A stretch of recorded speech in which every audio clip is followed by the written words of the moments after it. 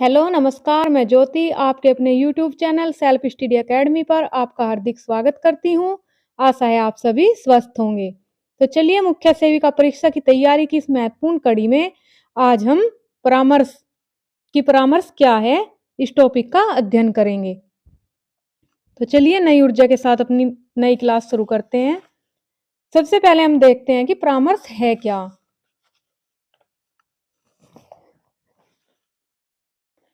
कि परामर्श क्या है।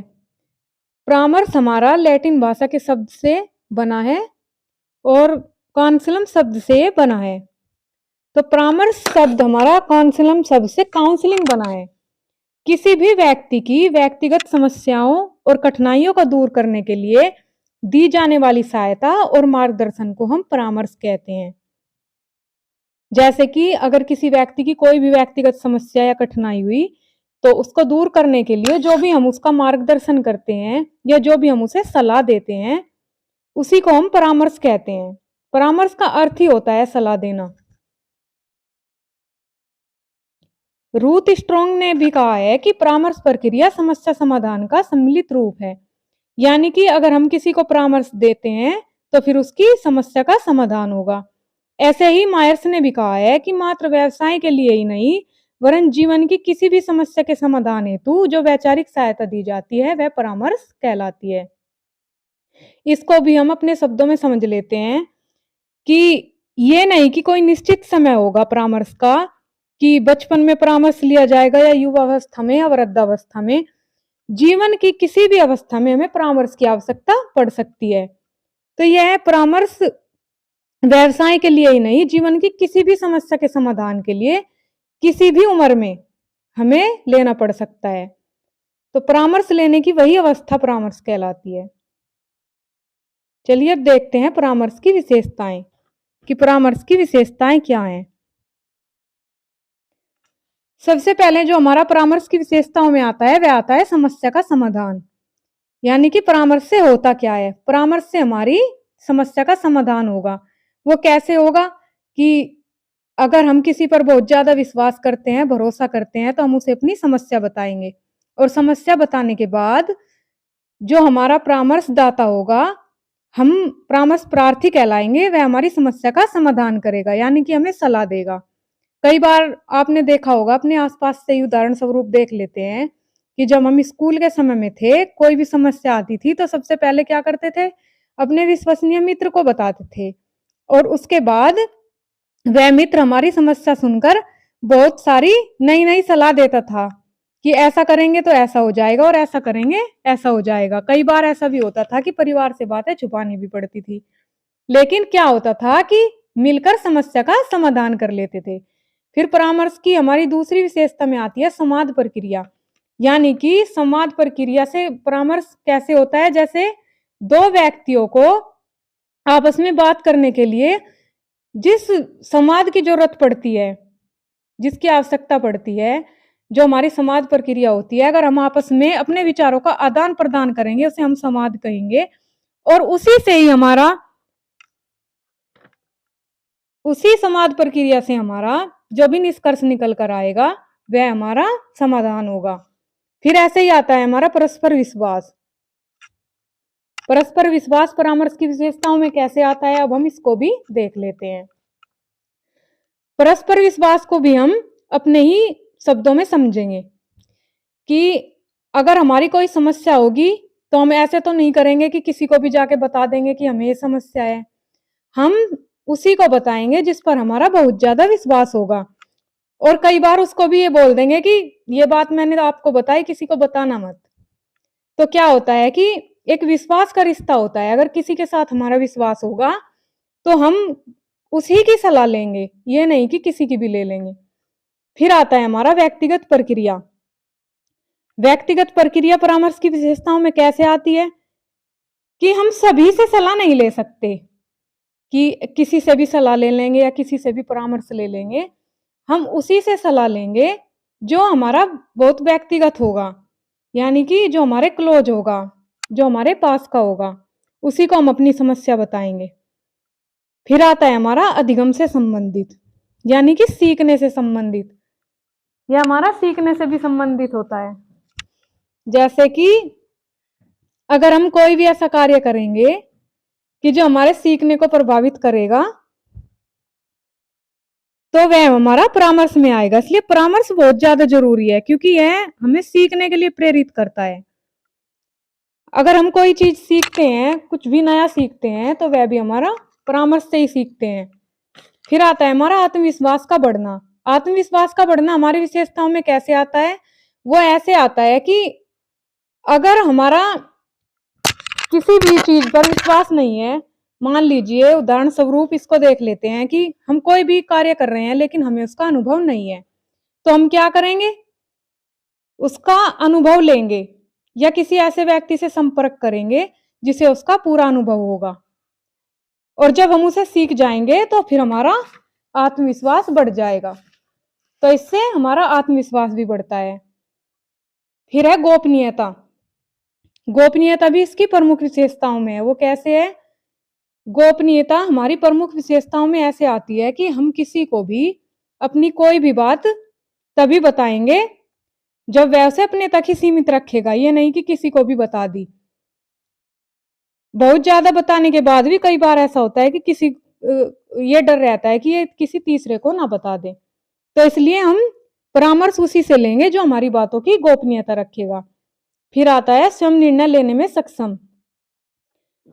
इसको भी हम अपने शब्दों में समझेंगे कि स्वयं निर्णय लेने में सक्षम कैसे होता है। तो स्वयं निर्णय लेने में ऐसे सक्षम होता है कि मान लीजिए कोई बुक पढ़ रहे हैं और उसमें से हमारी कुछ समझ में नहीं आता, तो हम क्या करेंगे? अपने किसी दोस्त या किसी शिक्षक की मदद लेंगे और उस टॉपिक को हम क्लियर करेंगे। और करने के बाद क्या होगा कि हम उसका स्वयं निर्णय लेंगे, यानी कि जब हम उसे अगली बार करेंगे तो हम उसे खुद से ही कर लेंगे, क्योंकि तब तक हम सीख चुके होंगे। तो इस तरह हमारी हुई परामर्श की विशेषताएं। अब हम देखते हैं परामर्श की प्रक्रिया की परामर्श की प्रक्रिया क्या है। तो चलिए परामर्श की प्रक्रिया पर ध्यान देते हैं। परामर्श की प्रक्रिया त्रिध्रुवीय मानी गई है, और ये हमारा सबसे पहले हमारा आता है इसमें परामर्शदाता, और फिर आता है लक्ष्य, और फिर परामर्श प्रार्थी। तो इसको हम कैसे समझेंगे? अगर आपके एग्जाम में आ जाता है कि परामर्श की प्रक्रिया कैसी है, तो आपको यही बताना है कि परामर्श की जो प्रक्रिया है ये त्रिध्रुवीय है, यानी कि इसमें सिर्फ दो लोगों का आदान प्रदान नहीं होता, दो लोगों के जो संवाद होते हैं उनका आदान प्रदान नहीं होता। इसमें तीसरा जो सबसे प्रमुख होता है वह होता है लक्ष्य, यानी कि परामर्शदाता सबसे पहले आएगा और फिर आएगा परामर्श प्रार्थी। इसको हम अपने शब्दों में देखते हैं, जैसे कि परामर्शदाता, परामर्शदाता यानी कि परामर्श देने वाला। फिर आता है परामर्श प्रार्थी, परामर्श प्रार्थी मतलब कि परामर्श लेने वाला। और परामर्शदाता और परामर्श प्रार्थी जो आपस में अपने संवाद करते हैं, परामर्श लेते हैं, तो उसका कोई ना कोई लक्ष्य होता है। और जब परामर्शदाता को परामर्श प्रार्थी के लक्ष्य का पता होगा तो तभी वह उसे अच्छा परामर्श देगा। तो इसलिए यह त्रिध्रुवीय प्रक्रिया मानी गई है। चलिए अब हम देखते हैं परामर्श के चरण कि परामर्श के चरण क्या है। तो परामर्श के चरण में हमारा सबसे पहले आता है करीबी रिश्ता, यानी कि जो परामर्श देने वाला और परामर्श लेने वाला होगा उनके बीच का रिश्ता कैसा है, उनके बीच का व्यवहार कैसा है। अगर उनके बीच का रिश्ता और व्यवहार सही होगा तो वह एक दूसरे को अपनी समस्या बता सकेंगे और उसका समाधान होगा। फिर दूसरा आता है हमारा समस्या समाधान। समस्या समाधान में भी हमारा यही है कि समस्या समाधान भी हमारा तभी होगा जब दो लोगों के बीच करीबी रिश्ता होगा और विश्वास होगा।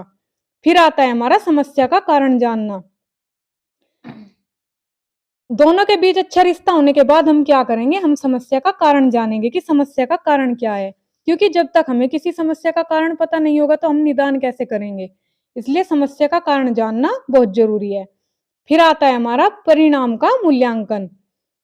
जब परामर्शदाता परामर्श प्रार्थी को परामर्श दे देता है तो उसके बाद क्या होता है कि वह अपने दिए हुए परामर्श का मूल्यांकन करता है कि रिजल्ट क्या आया, कि लक्ष्य तक पहुंचा या नहीं पहुंचा।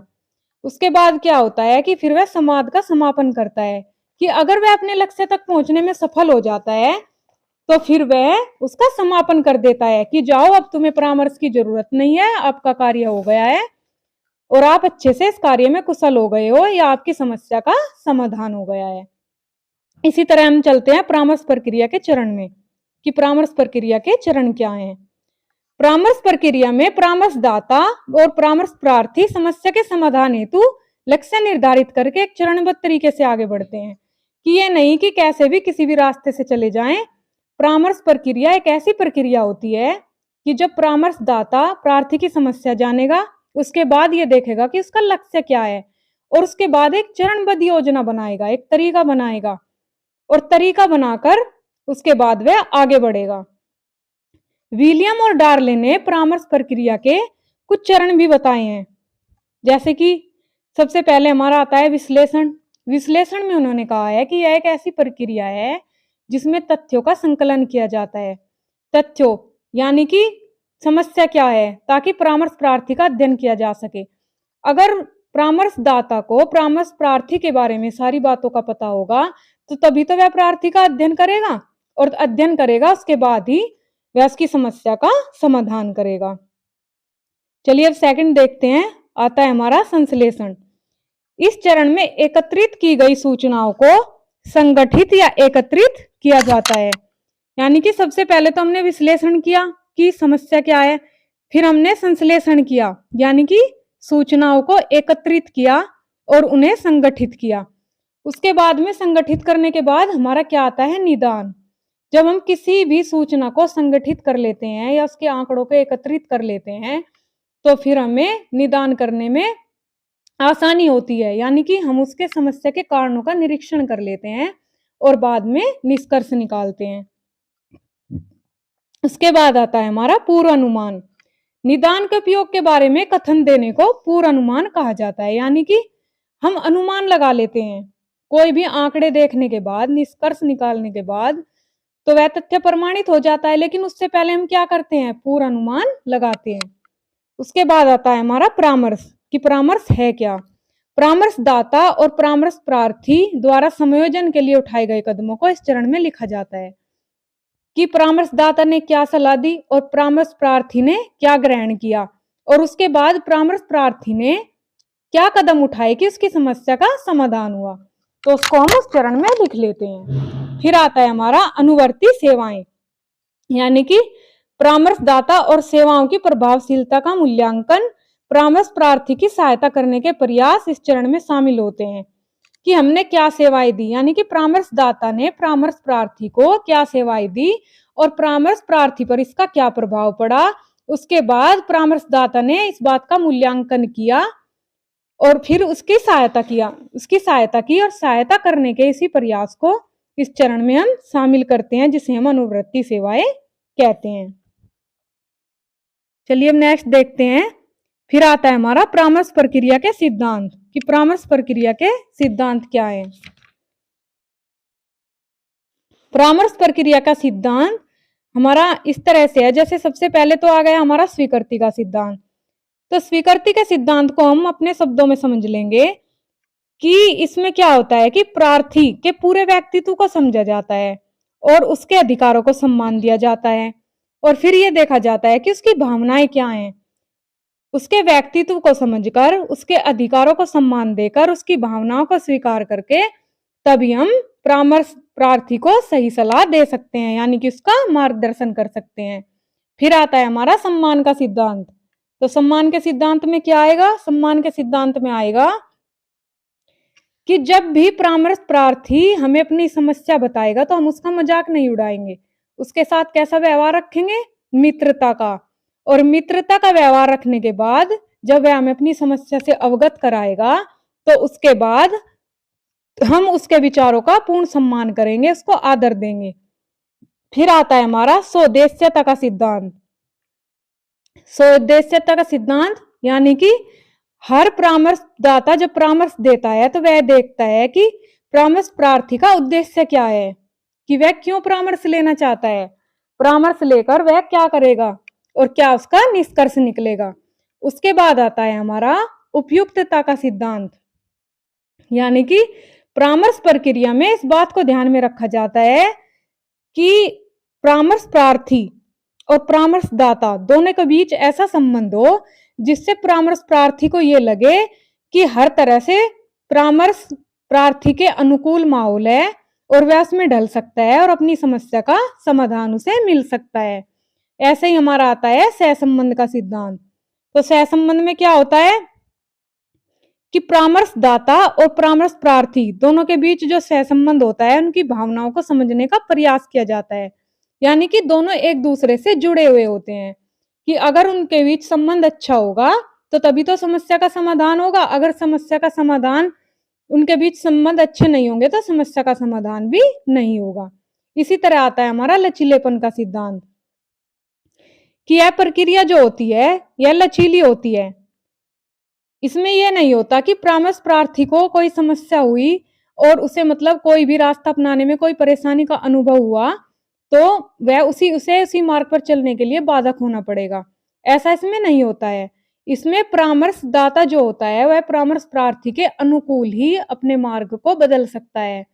यानी कि लचीलेपन का सिद्धांत उसके अनुसार ही इस प्रक्रिया को लचीला बनाया जाता है ताकि परामर्श प्रार्थी को कोई दिक्कत अनुभव ना हो। फिर ऐसे ही हमारा आता है लोकतंत्रीय आदर्श का सिद्धांत। यह हमारी जो पूरी प्रक्रिया होती है लोकतांत्रिक आदर्शों से संचालित होती है। इसमें व्यक्तिगत भिन्नताओं का सम्मान करते हुए व्यक्ति का आदर किया जाता है। क्योंकि हम इसको भी अपने शब्दों में समझ लेंगे, सभी व्यक्ति एक जैसे नहीं होते। हर व्यक्ति में कोई ना कोई गुण होता है और कोई ना कोई दोष भी होता है।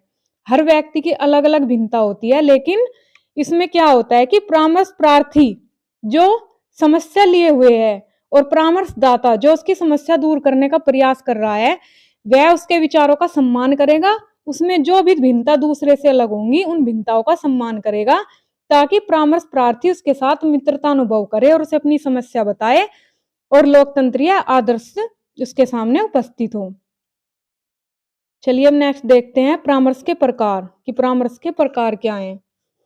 तो परामर्श के प्रकार सबसे पहले तो हम यही समझेंगे कि परामर्श है क्या।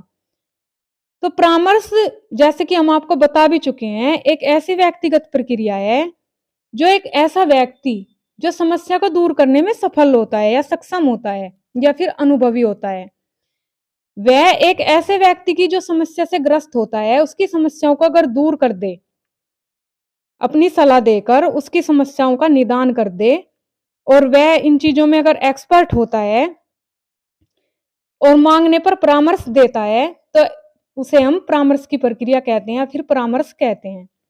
फिर आता है हमारा कि परामर्श के प्रकार। सबसे पहले देख लेते हैं निर्देशित परामर्श की निर्देशित परामर्श हमारा है क्या।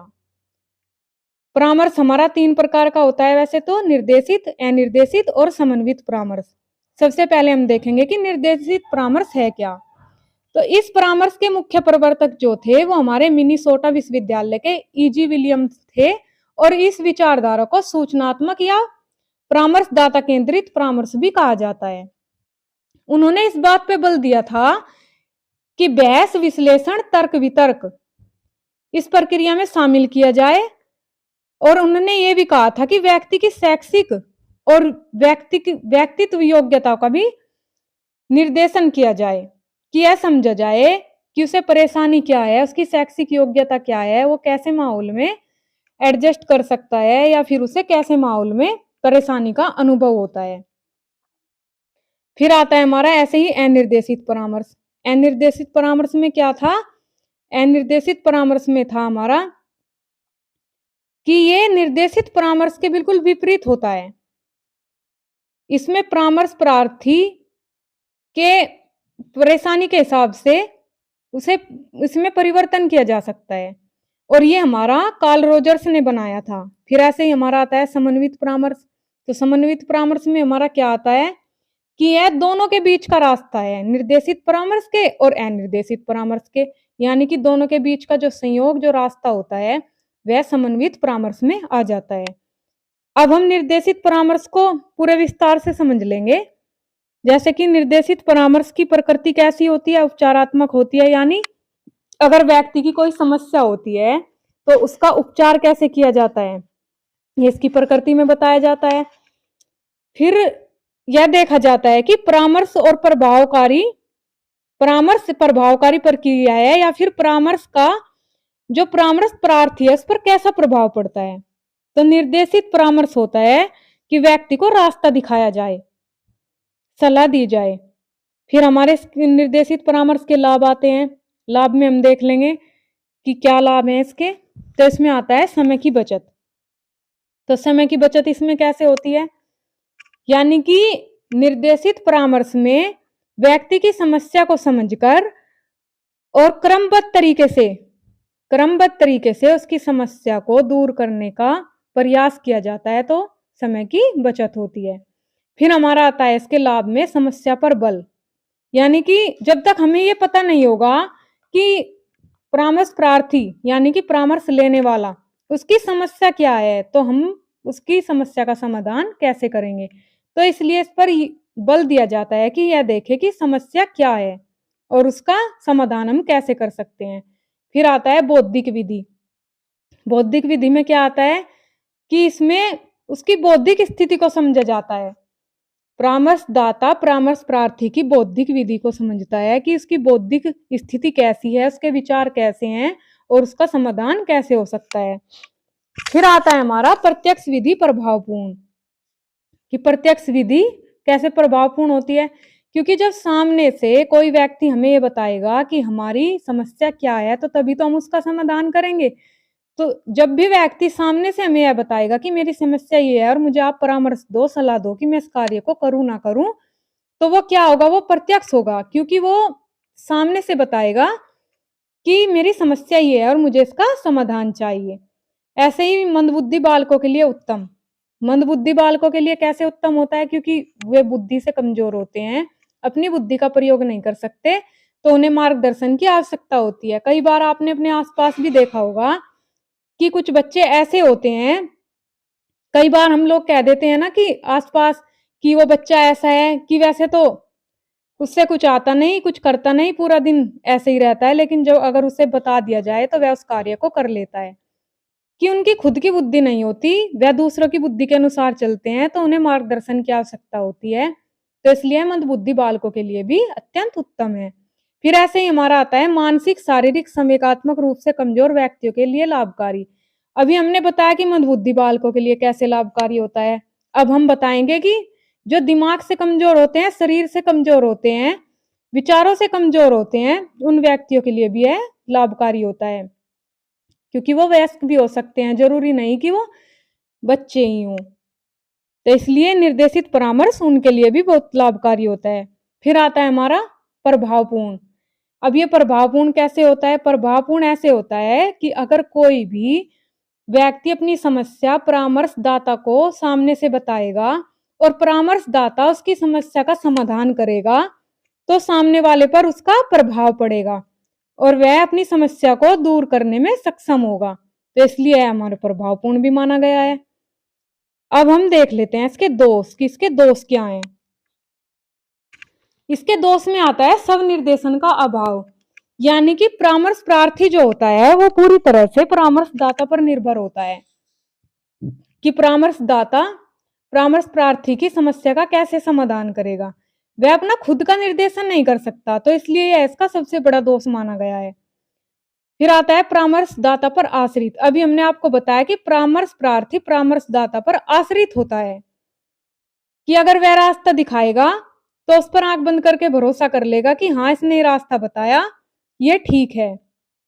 कई बार आपने देखा होगा कि अगर आप किसी कार्य को करने में असमर्थ होते हो, तो अपने किसी मित्र या रिश्तेदार से मिलते हो और पूछते हो कि मेरी समस्या ये है और मैं इसका समाधान कैसे करूं, तो आपके रिलेटिव आपको बताते हैं कि आप ऐसा कर लो, जबकि आपको ये पता नहीं होता कि वह आपको किस उद्देश्य से बता रहा है कि आप ऐसा कर लो।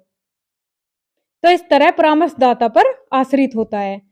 फिर आता है परामर्शदाता द्वारा पक्षपात, यानी कि हम जिससे सलाह ले रहे हैं, जो भी व्यक्ति हमें सलाह दे रहा है, हम उस पर आंख बंद कर भरोसा तो कर लेते हैं, लेकिन हमें यह पता नहीं होता कि वह हमारे पास पक्षपात कर रहा है या नहीं। क्योंकि कई बार ऐसा होता है कि अगर हम अपने आसपास से या किसी सगे संबंधी से या अपने किसी मित्र से हम सलाह लेते हैं, तो जरूरी नहीं होता कि वह हमें सही सलाह दे, क्योंकि कई बार ऐसा होता है कि वह अपना भी लाभ देख सकता है। तो इस तरह परामर्शदाता के साथ, जो परामर्शदाता होता है वह परामर्श प्रार्थी के साथ पक्षपात भी कर सकता है। फिर ऐसे ही आता है हमारा प्रार्थी को स्वतंत्रता नहीं। प्रार्थी को स्वतंत्रता कैसे नहीं मिलती, इसको भी समझ लेते हैं। जब वह परामर्शदाता पर आश्रित होगा तो वह अपनी बुद्धि से कोई कार्य नहीं कर पाएगा। ये सोचेगा कि मैं काउंसलिंग ले रहा हूँ और जो परामर्शदाता है वो मुझे सही परामर्श देगा, तो इसलिए वह अपने आप को स्वतंत्र महसूस नहीं करता। फिर आता है हमारा सटीक जानकारी के अभाव में गलत परामर्श। ये जरूरी नहीं होता कि जिस व्यक्ति से हम सलाह ले रहे हैं उसे उस बात की पूरी जानकारी हो या वह हमें सही सलाह दे। कई बार ऐसा होता है कि हमारी कुछ अपनी भी सोच होती है और ये भी हो सकता है कि उस व्यक्ति की उस तथ्य के बारे में अलग सोच हो और हमारी अलग सोच हो। तो अगर हम ऐसे व्यक्ति से सलाह लेंगे और उससे सटीक जानकारी नहीं होगी तो वह हमें गलत परामर्श भी दे सकता है। तो ये इसके दोष हैं। अब चलिए हम चलते हैं अनिर्देशित परामर्श की ओर कि अनिर्देशित परामर्श है क्या। तो यह निर्देशित परामर्श के बिल्कुल विपरीत माना गया है। इसमें प्रार्थी के आत्मज्ञान आत्मनिर्भरता पर विशेष ध्यान दिया गया है। कैसे दिया गया है आत्मनिर्भरता पर ध्यान? जैसे कि हमने निर्देशित परामर्श में देखा कि परामर्शदाता परामर्श प्रार्थी को जब कोई सलाह देता है तो वह पूरी तरह उस पर निर्भर हो जाता है।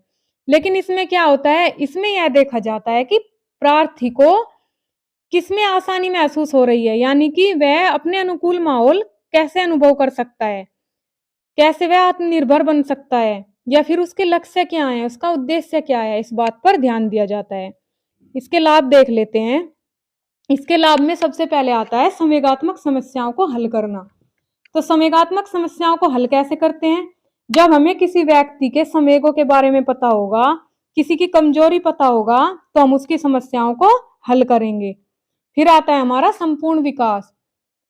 इस पर संपूर्ण विकास पर जोर दिया जाता है कि व्यक्ति का संपूर्ण विकास हम कैसे कर सकते हैं। अगर हमें किसी व्यक्ति की समस्याओं के बारे में ही पता नहीं होगा तो हम उसका संपूर्ण विकास कैसे करेंगे। तो इसलिए अनिर्देशित परामर्श में इस बात पर पूरा ध्यान दिया जाता है कि जो भी व्यक्ति है उसकी समस्या क्या है और उसका हम विकास करने के लिए उसकी क्या क्या सहायता कर सकते हैं। ऐसे ही हमारा आता है सुनने और समझने पर जोर। सुनने और समझने पर जोर कैसे दिया जाता है? अनिर्देशित परामर्श में ये होता है कि हम उसकी बात को सुनते हैं और समझते हैं और उसे समझाते भी हैं। परामर्श प्रार्थी को परामर्शदाता अपने हिसाब से समझाने के बजाय उसी की समस्या को उसी के हिसाब से समझाता है। हमारा ये सरल और साधारण भी होता है, यानी कि इसमें कोई भी टेढ़ा मेढ़ा रास्ता नहीं होता। परामर्श प्रार्थी को किस रास्ते पर आसानी महसूस हो रही है, कैसे वह आसानी से अपनी समस्या का समाधान कर सकता है, इसके लिए बहुत ही सरल और साधारण उपाय भी बताता है। फिर आता है हमारा इसके लाभ में समायोजन में सहायक। अब हम देखेंगे समायोजन में सहायक कैसे होता है। अगर परामर्श प्रार्थी और परामर्शदाता दोनों के बीच में अच्छा समायोजन होगा तो समस्या का समाधान भी अच्छी तरह हो पाएगा। तो इसलिए अनिर्देशित परामर्श में क्या होता है, सिंपल सी भाषा में इसको समझ लेते हैं। इसमें क्या होता है कि परामर्श देने वाला और परामर्श लेने वाला दोनों के विचारों का आदान प्रदान होता है, जिसमें परामर्शदाता यानी कि परामर्श देने वाले को यह पता चलता है कि परामर्श प्रार्थी चाहता क्या है, उसकी इच्छाएं क्या हैं, उसकी समस्या क्या है और वह इसका समाधान कैसे जल्दी से जल्दी कर सकता है। तो ये हुए अनिर्देशित परामर्श के लाभ। अब हम इसके दोष देख लेते हैं। इसके दोष में जो हमारा सबसे पहले आता है वह आता है अधिक समय। अब हम देखेंगे कि अधिक समय कैसे इसका दोष हुआ। जब परामर्श प्रार्थी की समस्या को परामर्शदाता बहुत ही आसानी से समझने की कोशिश करेगा तो उसमें कम समय लगेगा, लेकिन अगर वह उसका गहनता से अध्ययन करेगा और यह समझेगा कि इसकी समस्या क्या है, इसका समाधान क्या है और उसका पूरा निरीक्षण करेगा तो इस प्रक्रिया में ज्यादा समय लगेगा, इसलिए इसका सबसे बड़ा दोष माना गया है। ऐसे ही हमारा फिर आता है संवेगात्मक पक्ष पर अधिक बल कि व्यक्ति के संवेग क्या है, उसे गुस्सा ज्यादा आता है या फिर वह शांत स्वभाव का है या फिर वह हंसमुख है, या फिर जब उसके सामने समस्या आई तो उसके व्यवहार पर उस समस्या का क्या प्रभाव पड़ा। तो इन संवेगों को समझने पर संवेगात्मक पक्ष पर बहुत ज्यादा इसमें बल भी दिया जाता है। फिर आता है परामर्शदाता निष्क्रिय, यानी कि इसमें जो प्रमुख माना गया है हमारा, वो परामर्श प्रार्थी को माना गया है कि जो इसमें परामर्शदाता होता है वह निष्क्रिय भूमिका में रहता है। परामर्श प्रार्थी को इसमें प्राथमिक स्थान इसलिए दिया गया ताकि परामर्शदाता उसकी समस्या को अच्छे से समझ सके। लेकिन फिर क्या हुआ कि परामर्शदाता जो हुआ वो निष्क्रिय हो गया और उसने उसको ही प्राथमिक मानकर उसकी समस्याओं के लिए उसके समस्याओं के समाधान को दूर करने के लिए उसे ही प्रेरित किया। तो इसलिए परामर्शदाता को इसमें निष्क्रिय मान लिया गया। तो ये भी इसका एक प्रमुख दोष में आता है। फिर आता है हमारा विद्यालय के लिए संभव नहीं। जो हमारा अनिर्देशित परामर्श होता है वह किसी एक स्थान में बंद कर उसका समाधान नहीं कर सकता। कि अगर मान लिया जाए कि परामर्श प्रार्थी को कोई समस्या है तो जरूरी नहीं कि वह विद्यालय में जाकर उसका समाधान करे। तो यह किसी एक बंधन के लिए नहीं होता कि एक जगह किसी पार्टिकुलर एक जगह किसी व्यक्ति को बांध दिया जाए और उसकी समस्या का समाधान करे। तो विद्यालय के लिए भी संभव नहीं होता और जरूरी नहीं होता कि वयस्क है हमारे वो हमारे विद्यालय में ही मिले। परामर्श प्रार्थी के लिए परामर्शदाता को कहीं पर भी जाना पड़ सकता है, इसलिए हम इसे बांध कर नहीं रख सकते। इसी प्रकार सभी प्रकार की परिस्थितियों में उपयोग नहीं, यह भी इसके प्रमुख दोष में आता है। जैसे हमने आपको भी बताया कि विद्यालय के लिए संभव नहीं। तो कुछ परिस्थितियां ऐसी होती हैं कि यह हर प्रकार की परिस्थिति में तालमेल करने में सक्षम नहीं होता, कि हर जगह पर परामर्श प्रार्थी खुद को माहौल के अनुकूल महसूस नहीं करा सकता। तो इसलिए जो हमारा परामर्शदाता होता है वह परामर्श प्रार्थी के अनुकूल कार्य करता है। तो ये इसके सबसे बड़े दोष में आता है कि सभी प्रकार की परिस्थितियों में हम इसका प्रयोग नहीं कर सकते। अब हमारा तीसरे नंबर का जो परामर्श था वो था हमारा समन्वित परामर्श। इस परामर्श के प्रवर्तक एफसी टॉम थे और यह निर्देशित तथा अनिर्देशित परामर्श दोनों का संयोग है। जैसा कि हमने आपको ऊपर भी बताया था कि निर्देशित और अनिर्देशित परामर्श दोनों के बीच का जो रास्ता होता है वो समन्वित परामर्श में आता है। इसके लाभ देख लेते हैं क्या है। तो इसके लाभ में सबसे पहले आता है कम खर्चीला। ये काफी कम खर्चीला होता है क्योंकि इसमें परामर्श प्रार्थी और परामर्शदाता दोनों के बीच के संबंध का मूल्यांकन किया जाता है। फिर आता है हमारा समय की बचत,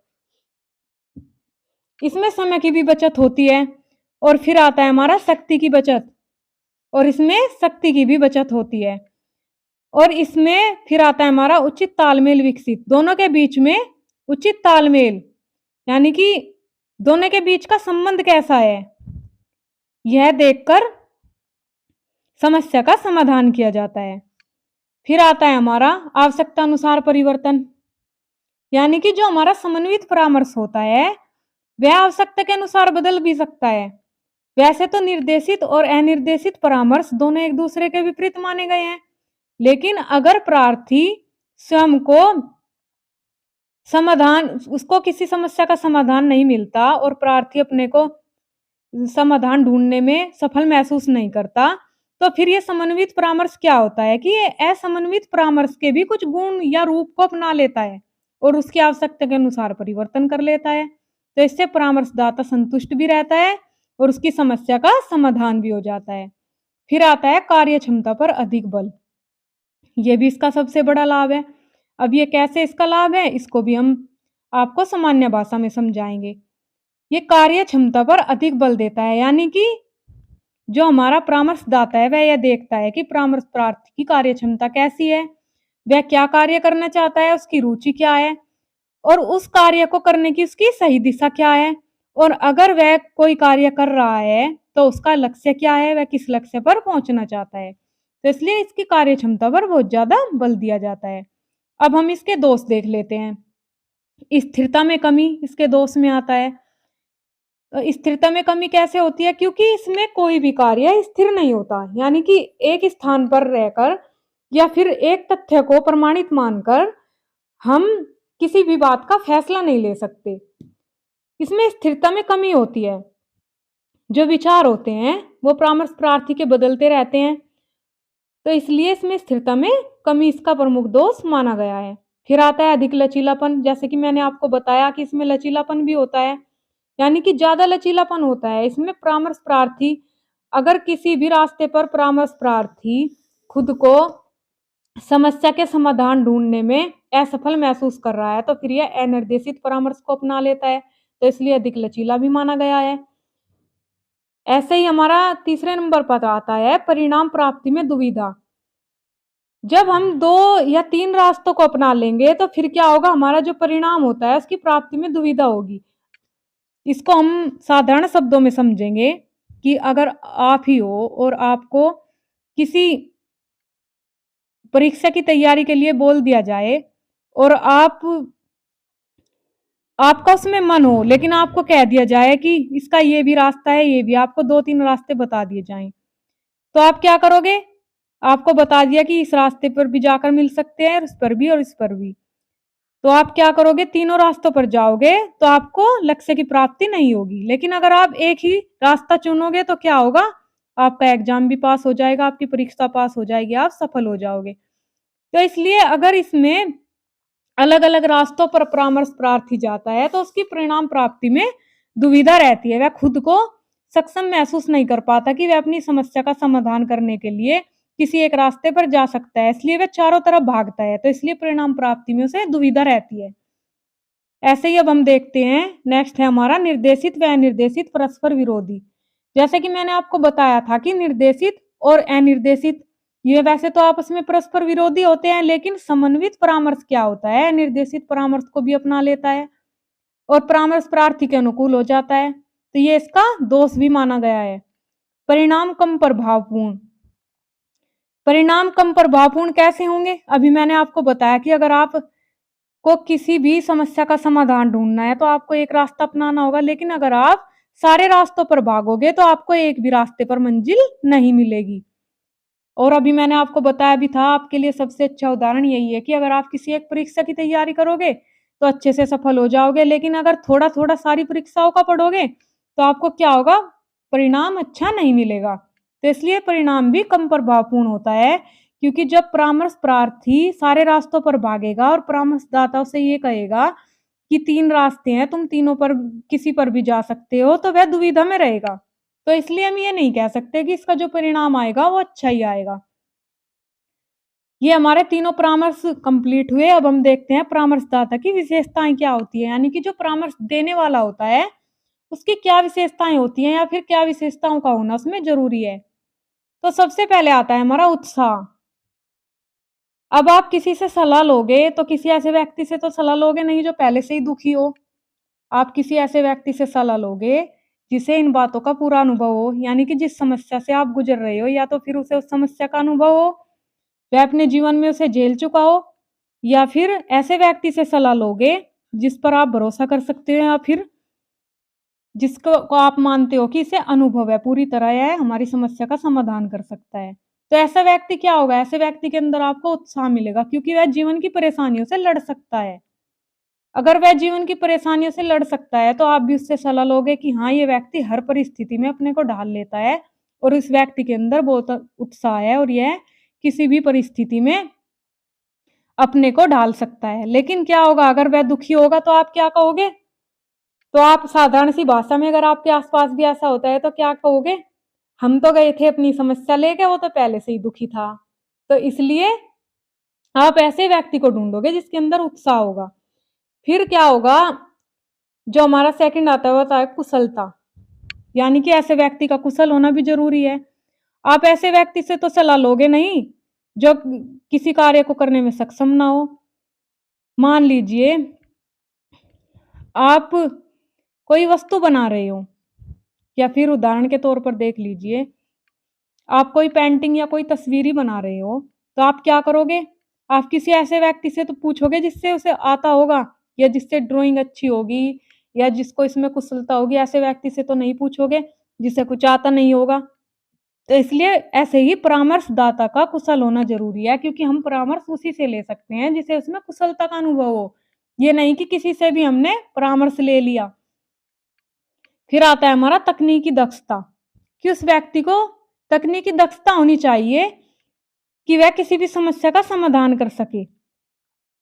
ये नहीं कि अगर हम किसी से सलाह लें तो वो हमको ये कह दे कि मैं समस्या का समाधान नहीं कर सकता, या तो मैं पहले से ही उलझा हुआ हूँ, मैं तुम्हारी समस्या का कैसे समाधान करूँ, या फिर मैं पहले से ही दुखी हूँ, तो मैं तुम्हारा दुःख कैसे दूर करूँ। तो इसलिए परामर्शदाता ऐसा होना चाहिए, जो उसकी तकनीकी बारीकियों को समझे कि परामर्श प्रार्थी को आवश्यकता क्या है या फिर उसकी समस्या क्या है। ऐसे ही हमारा आता है फिर ईमानदारी।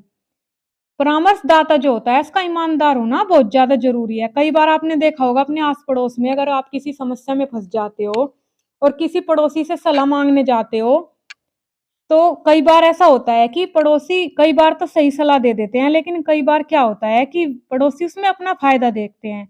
यानी कि परामर्शदाता का ईमानदार होना ज़रूरी है। ऐसे व्यक्ति से परामर्श नहीं ले सकते, जो अपना खुद का फ़ायदा देखे और आपका नुकसान हो। तो इसलिए ऐसे व्यक्ति से परामर्श लो जो ईमानदार हो और कुशल हो और योग्य हो।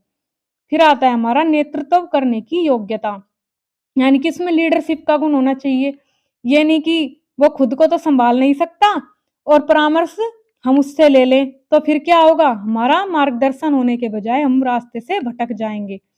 तो हमेशा ऐसे व्यक्ति से परामर्श लीजिए जिसमें गुण हो नेतृत्व का या योग्यता हो, ताकि वह सारी समस्याओं को समझ सके और फिर उनका समाधान कर सके। यहाँ पर भी थोड़ी-सी टाइपिंग मिस्टेक हो गई है, तो आप इसको समझ लेंगे। ये फिर है हमारा धैर्य, यानी कि धैर्यवान होना चाहिए। आप कैसे व्यक्ति को समस्या बताओगे? जो आपकी बातों को सुनेगा। ऐसे व्यक्ति को तो नहीं बताओगे, जो आपको ये कहेगा कि इसका तो रोज़-रोज़ का रोना है, हम तो परेशान हो गए, ये रोज़ आ जाता है अपना रोना रोने। तो इसलिए ऐसे व्यक्ति से सलाह लोगे जिसके अंदर धैर्य होगा, जो आपकी बातों को सुनेगा, और ऐसे व्यक्ति को जब आप अपनी समस्या बताओगे, तो उसे जो परामर्श प्रार्थी होगा, उसे खुशी का अनुभव होगा कि हाँ, कोई है जो आपकी बातों को सुन रहा है। तो इसलिए हमेशा परामर्श ऐसे व्यक्ति से लें जिसके अंदर धैर्य हो। फिर आता है हमारा उद्देश्य व दिशा का ज्ञान। जो हमारा परामर्शदाता होता है, वह परामर्श प्रार्थी को उद्देश्य और दिशा का सही ज्ञान कराए।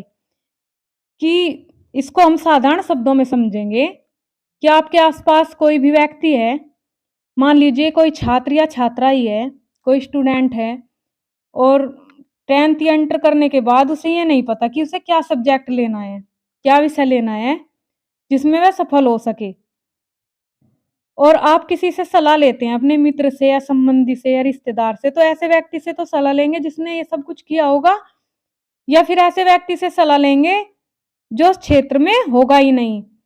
तो इसी तरह हम कह सकते हैं कि जैसे परामर्शदाता हुआ, अगर परामर्शदाता को ये पता होगा कि प्रार्थी की समस्या क्या है, तो तभी वह उसकी दिशा का ज्ञान करा पाएगा और उद्देश्य को प्राप्ति में उसकी सफलता कर पाएगा। यानी कि अगर वह समस्या को समझेगा, तो तभी वह उसकी उद्देश्य प्राप्ति में सहायता कर पाएगा, लक्ष्य तक पहुँचा पाएगा। तो इसलिए बहुत ज़्यादा ज़रूरी है कि सलाह ऐसे व्यक्ति से लें, परामर्शदाता में ऐसी विशेषता हो कि वह समस्या की मूल जड़ को समझे और परामर्श प्रार्थी जो है उसकी समस्या का समाधान करे। तो चलिए मिलते हैं इसी टॉपिक की अगली क्लास में, जो भी थोड़ा बहुत रह गया है, और उसी में हम देखेंगे जो हमारी मुख्य सेविका परीक्षा है, उसी से जुड़ी हमारी महत्वपूर्ण कड़ी, कि अब उसमें हमारे लिए इम्पोर्टेंट क्या है। तब तक अपना ध्यान रखें, खुश रहें, और वीडियो को लाइक और शेयर करना ना भूलें।